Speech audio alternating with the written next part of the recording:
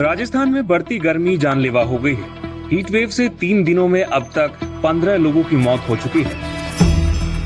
गर्मी से बचाव के लिए बीकानेर और बाड़मेर के बाजारों में टेंट के साथ कूलर लगाए गए हैं। निकलना बहुत मुश्किल हो गया है। ऐसे लग रहा है जैसे आग के गोले गिर रहे हैं ऊपर से। इसलिए हम गन्ने के जूस का सहारा ले। पिछले 4-5 दिन से तो काफी गर्मी पड़ रही है और बता रहे आने वाले समय में भी बहुत गर्मी पड़ रही है। जैसे अखबारों में पढ़ रहे हैं हम, बहुत ज्यादा गर्मी है। मौसम विभाग के द्वारा चेतावनी दी गई है कि आने वाले दिनों में जो ये गर्मी का जो तापमान है वो बढ़ने की उम्मीद है। सभी भगवत अंशों को राधे राधे। दोस्तों, वर्तमान में गर्मी ने बाकी सभी सालों के रिकॉर्ड तोड़ दिए हैं और हीट वेव यानी लू ने भी बाकी सभी सालों के रिकॉर्ड तोड़ दिए हैं और लगभग देश के हर हिस्से में दोस्तों लू चल रही है। और अब खबरों के माध्यम से यह भी पता चल रहा है कि इस भीषण गर्मी और लू से लोगों की मौत होना शुरू हो चुकी है। तो दोस्तों, इसीलिए आज का वीडियो बनाया गया है, जिसमें आज हम जानेंगे कि लू कैसे लगती है और इसके बचाव के उपाय क्या है। साथ ही अपने आप को गर्मी से बचाने के लिए क्या खाना चाहिए और किन सावधानियों का हमें ध्यान रखना चाहिए। और साथ ही ये भी जानेंगे कि अगर लू से किसी व्यक्ति की मौत हो जाती है तो क्या सरकार उसे मुआवजा देती है। और दोस्तों, वीडियो के अंत में जानेंगे कि भीषण गर्मी से हमें आज़ादी कब मिलने वाली है, अर्थात मानसून 2024 अलग अलग राज्यों में कब दस्तक देने वाला है। साथ ही दोस्तों, वीडियो के अंत में ही बीएसएफ के जवानों द्वारा बनाया गया एक वीडियो जरूर देखें, जिससे आप अनुमान लगा सकेंगे कि राजस्थान में किस हद तक गर्मी पड़ रही है। तो दोस्तों, वीडियो को पूरा देखें और जानकारी अगर आपको अच्छी लगे तो इसे शेयर जरूर करें। तो दोस्तों, चलिए शुरू करते हैं।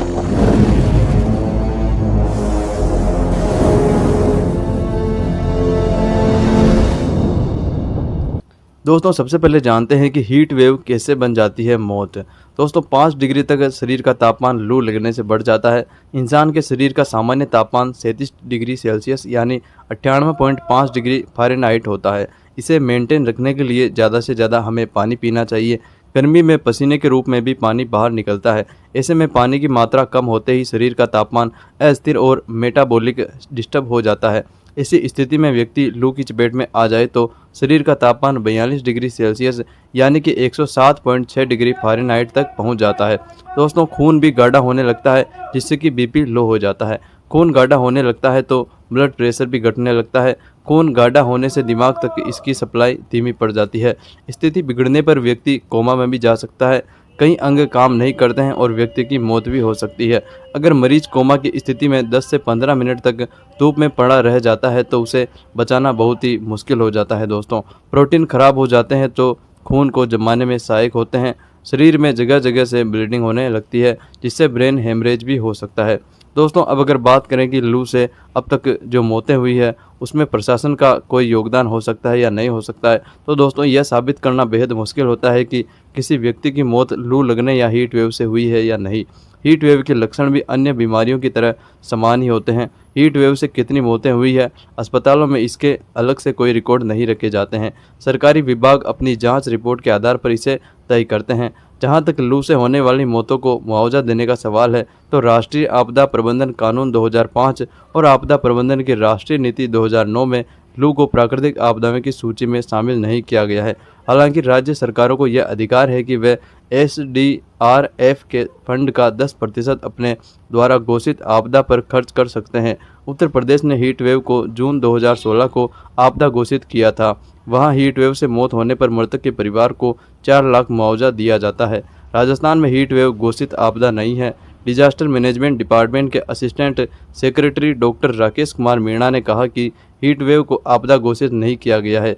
केंद्र की 10 व राज्य की 2 आपदा ही इसमें कवर होती है। दोस्तों, इसके साथ ही हम आपको बता दें कि जलवायु परिवर्तन और प्रदूषण के कारण धरती का तापमान बढ़ रहा है। इसी के कारण अधिकतम तापमान में तेजी से बढ़ोतरी हो रही है। दोस्तों, राजस्थान में शुक्रवार को हीट वेव से 8 मौतें हुई, जो कि पहली बार है। वहीं देश की बात की जाए तो लोकसभा में पिछले साल 21 जुलाई को पूछे गए एक सवाल के जवाब में केंद्र सरकार ने बताया था कि देश में 2022 में 33 मौतें लू लगने से हुई। वहीं 2023 में हीट वेव से 264 लोगों की मौत हुई। और अगर वहीं 2015 से 2023 तक की बात करें तो दोस्तों 4057 लोगों ने हीट वेव से अपनी जान गंवाई है। जबकि दोस्तों NCRB के आंकड़े इससे बिल्कुल अलग हैं। NCRB की 2022 की रिपोर्ट के अनुसार हीट वेव से देश में 730 लोगों की मौत हुई थी। इनमें 14 साल से कम उम्र के 17 और 14 से 18 साल तक के 21 बच्चों की मौत लू के कारण हुई है। वहीं 18 से 30 साल तक के 77 व्यक्तियों की मौत लू के कारण हुई है। अब अगर दोस्तों गर्मी के दिनों में बीमार होने से बचने के लिए क्या खाना चाहिए, अगर आपको इसकी जानकारी चाहिए तो डॉक्टर आलोक उपाध्याय का कहना है कि गर्मी के दिनों में खान पान पर विशेष ध्यान देना चाहिए। इन दिनों शरीर में पानी की कमी नहीं होने देनी चाहिए। इससे बचने के लिए छाछ, शिकंजी और नारियल पानी हम पी सकते हैं। इसके अलावा दोस्तों दही, चावल का पानी और सूप भी हम पी सकते हैं। फलों में तरबूज, खरबूजा, संतरा और केला हमें खाना चाहिए। सब्जियों के साथ सलाद के रूप में टमाटर व खीरा भी हमें खाना चाहिए। ये सभी पदार्थ आपको पानी की कमी और बीमार होने से बचाने में मदद कर सकते हैं। दोस्तों लू से बचाव के घरेलू उपाय क्या हैं, एक बार इस पर बात करते हैं। तो डॉक्टर एस.डी. शर्मा का कहना है कि जब आपको पता चले कि शरीर धीरे धीरे गर्म हो रहा है तो ठंडी जगह पर चले जाएं। अपना शरीर का तापमान कम करने की कोशिश करें। लू की चपेट में आने पर कूलर या एसी में जाने से पहले थोड़ी देर छायादार हवा में बैठें। शरीर का तापमान कम करने के लिए सिर पर पानी से थोड़ा सा कपड़ा भिगोकर उसमें रखें। कपड़ा सूखने के बाद इस प्रक्रिया को 8 से 9 बार दोहराएं। शरीर का तापमान नॉर्मल होने तक इसे किया जाना चाहिए। शरीर में पानी की कमी को पूरा करने के लिए पेय पदार्थ अधिक मात्रा में लें। आंखों में जलन होने पर उसे ठंडे पानी से धोएं या गुलाब जल में रुई भिगोकर या ठंडा खीरा काटकर आंखों पर रख सकते हैं। लू लगने पर मरीज के सिर पर ठंडा पानी भी डाला जाता है। इसके साथ ही उसके शरीर को बार बार सामान्य पानी से साफ करना चाहिए। और दोस्तों इस दौरान इस बात का ध्यान रखें कि शरीर को अचानक गर्म से ठंडे में नहीं बदलने देना चाहिए, नहीं तो शरीर में खून जम सकता है जो कि हानिकारक हो सकता है। और बिना डॉक्टर की सलाह के बुखार की दवा भी नहीं खानी चाहिए। बेहोशी की हालत होने या स्थिति में सुधार नहीं होने तक तुरंत डॉक्टर से संपर्क करना चाहिए।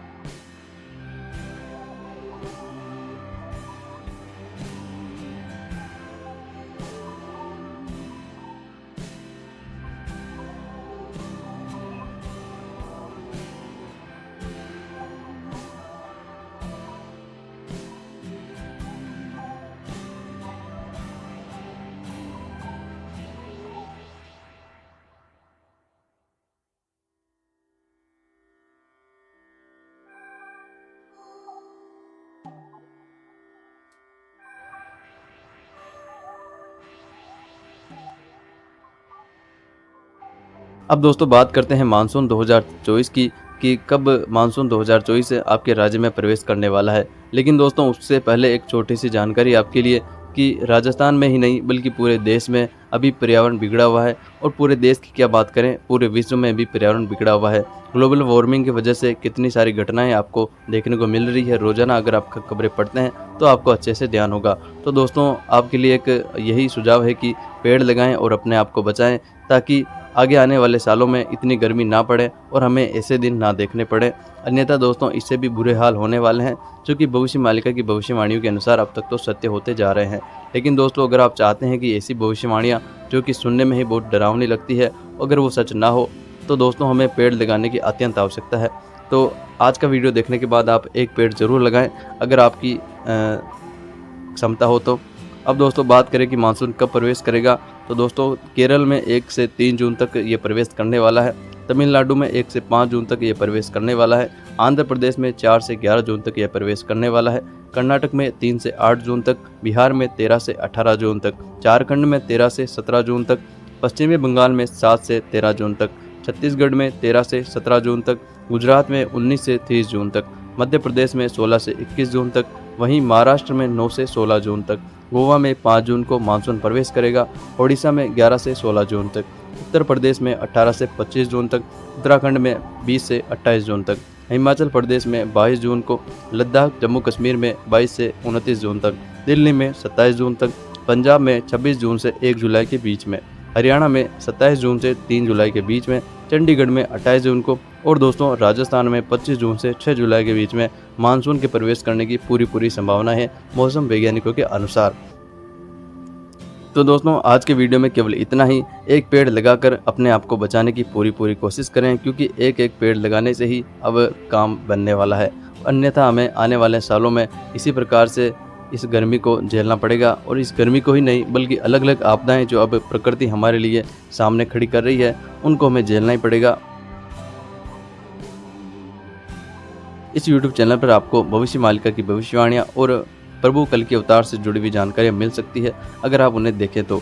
दोस्तों आज का वीडियो देखने के बाद इस चैनल को आप अगर सब्सक्राइब करना चाहें ताकि ऐसी इन्फॉर्मेशन वीडियोज़ आपको मिलते रहे तो आप इसे सब्सक्राइब कर सकते हैं। इसके अलावा दोस्तों इस वीडियो को शेयर करें ताकि अन्य लोगों तक भी यह जानकारी पहुंच सके।